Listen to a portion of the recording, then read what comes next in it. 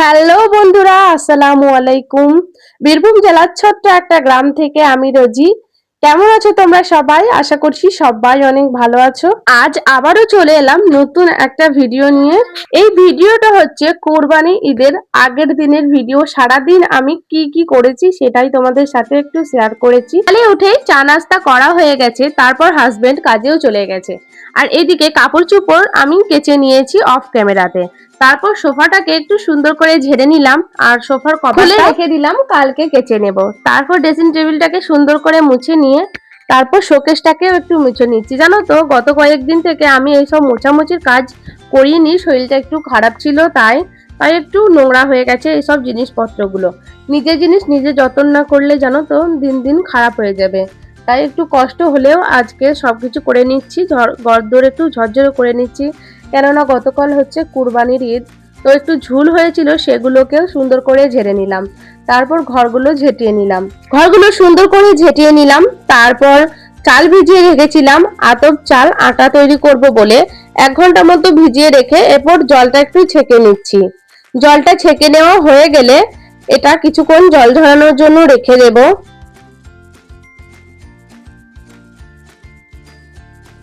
তারপর একটা মাদুর বিছিয়ে নিয়েছি, ওর মধ্যে একটা কাপড় বিছিয়ে দেব, দিয়ে চালগুলোকে ঢেলে দেব।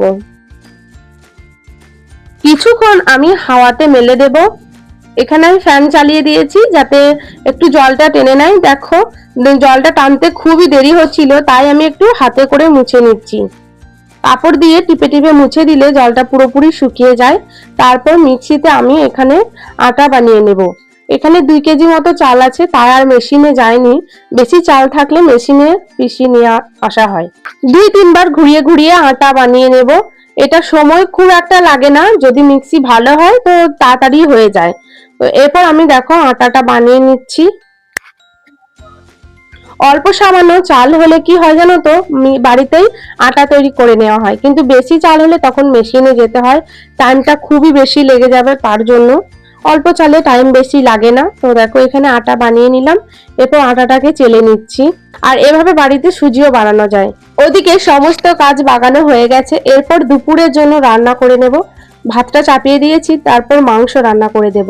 মাংস আর আলু সেদ্ধ হয়ে যাবে। আজকে দুপুরে বেশি হাবিজাবি রান্না করব না, অল্প সামান্যই রান্না করব।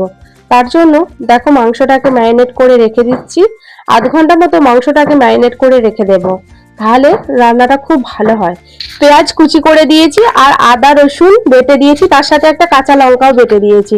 তারপর জিরে গুঁড়ো, ধনে গুঁড়ো, লঙ্কা গুঁড়ো, লবণ, হলুদ, তেল দিয়ে কিছুক্ষণ ম্যারিনেট করে রেখে দিয়েছিলাম। তারপর দেখো প্রেসার কুকারের মধ্যে ঢেলে নিয়ে মাংসটা রান্না করে নিচ্ছি। প্রেসার কুকারের মধ্যে মাংস রান্না করলে খেতে খুব ভালো হয়। তারপর একটু জায়ফল এখানে ঘষে দিচ্ছি, এটা দিলে মাংসটা নরম হয়। দেখো আমার মাংসটা রান্না হয়ে গেছে, দেখতে কতটা সুন্দর লাগছে, আর খেতেও কিন্তু খুব সুন্দর হয়। এরপর আলুটাকে সেদ্ধ করে নিলাম। গোটা গোটা আলু আমি সেদ্ধ করে নিই, এখানে ছেলের আমার টাইম নেই। মানে আজকে বুঝতেই পারছো অনেক কাজের চাপ আছে, সমস্ত কাজ আমাকে একা হাতেই করতে হয়, তাই একটু সময় লাগে। তো এখানে দেখো পেঁয়াজগুলো ভেজে নিলাম, এরপর আলুটাকে সুন্দর করে সেরে দেব।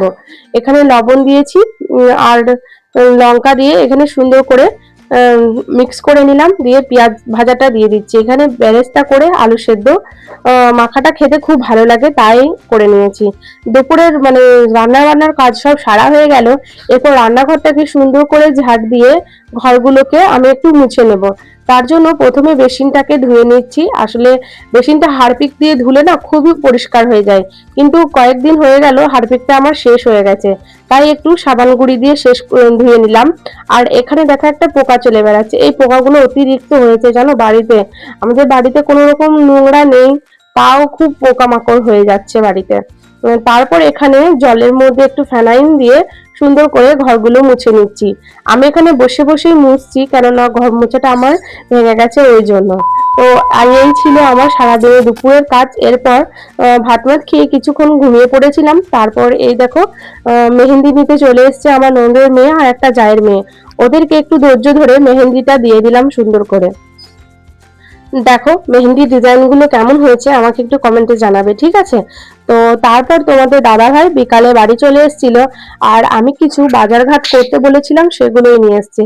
তার মধ্যে নিয়ে এসছে একটা নারকেল, আর লাচ্চা সেমাই, আর নিয়েছে দুধ, 2 লিটার দুধ আনতে বলেছিলাম আর নারকেল আনতে বলেছিলাম। তার মধ্যে দেখো সাদা তেল এনেছে, আর নিয়ে এসছে সর্ষের তেল, আর নিয়ে এসছে 2 প্যাকেট ধনের গুঁড়ো।